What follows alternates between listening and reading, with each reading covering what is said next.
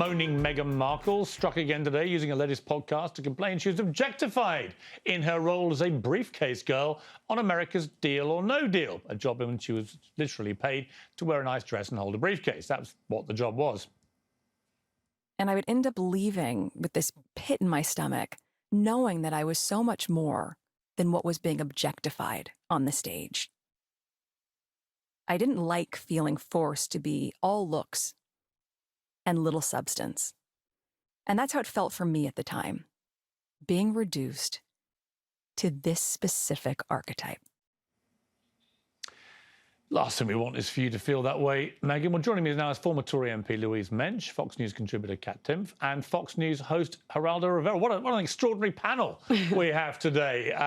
And some unlikely defenders of Miss Markle. We'll come to in a moment. But first of all, Kat, Meghan Markle, every time she and Harry, I think they've reached a nadir of self-aggrandizing, self-absorbed nonsense. Up they pop with something even more ridiculous. Yeah, and the way she talks about this is if she's describing some really serious trauma that she went through.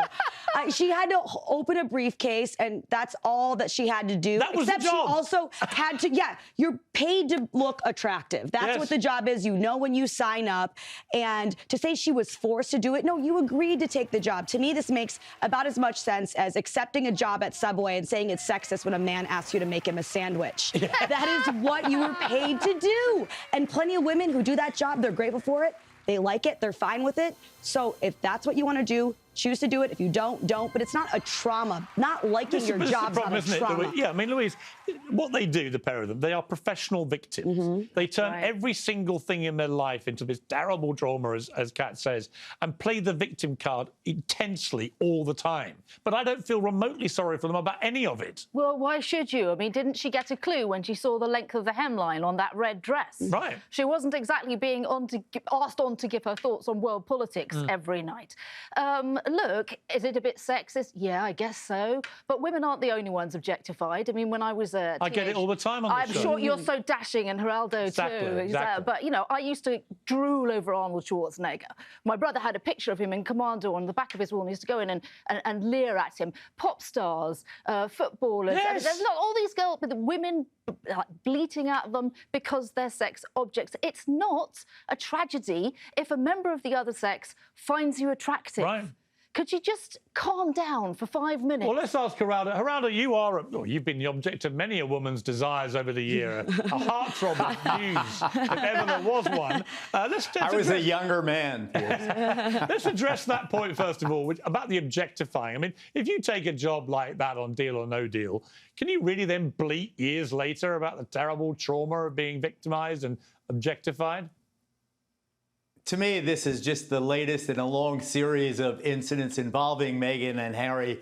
Piers, with all due respect, that the critics of the couple seize on to make them, seem narcissistic and self-involved and petty people. That's because they are. Back in the 1990s, well, maybe. I tend to have a different opinion, but back in the 1990s, my ex-wife and I were friends with Sarah Ferguson. Yeah, Sarah had just left Prince Andrew, and it seemed to me that the press was all over her in a way that was really malignant. They tried to destroy her. I mean, now she's built back her reputation. Now she's probably, she's certainly more popular than Prince Andrew is, the friend of Jeffrey Epstein there. But I think some of that same unfairness is now pulling down on Meghan. And I do believe that there is an aspect of truth to a kind of resistance to Meghan because she's not the typical spouse of a royal. Well, I would say, look, it's interesting you say that. I would say that the problem that they both have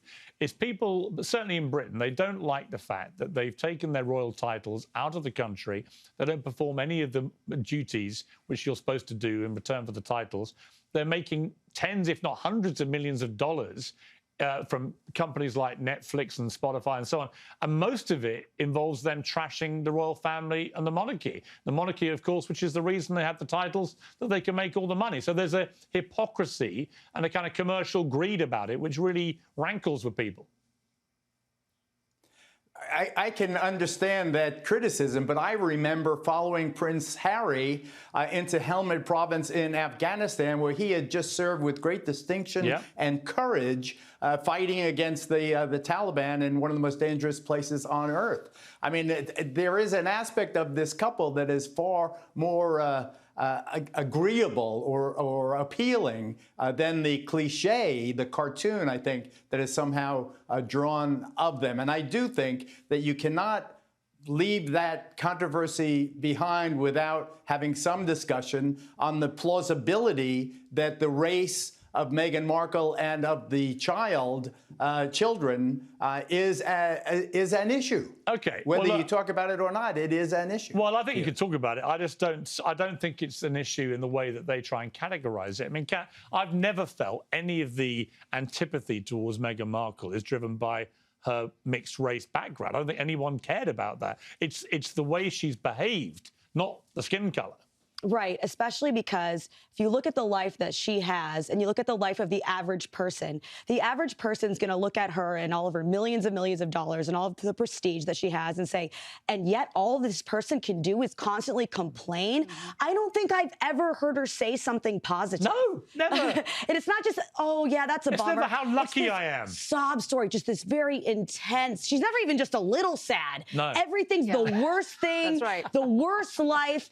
You gotta get a grip. She has to get a grip. Louise, final word on this. I mean, I think most people in Britain are sick and tired of them. And if Harry's book trashes the royals and the Netflix documentary trashes the royals, I think it's game over for them back home. Well, you and I are both from East Sussex, and it rankles to have We've been there more than they have. Indeed, exactly. It rankles to have them have the names of the Duke and Duchess of Sussex. I'll tell you the way that Meghan and Harry could win over the British public. Give up your titles, all of your titles, stop being hypocritical, and become Mr. and Mrs. Mountbatten Windsor, and we will respect you. Hurrah! Thank you, Louise. Thank you, Kat. Thank you, Geraldo, for your spirited defence. Okay. You nearly changed my mind, but ultimately you didn't.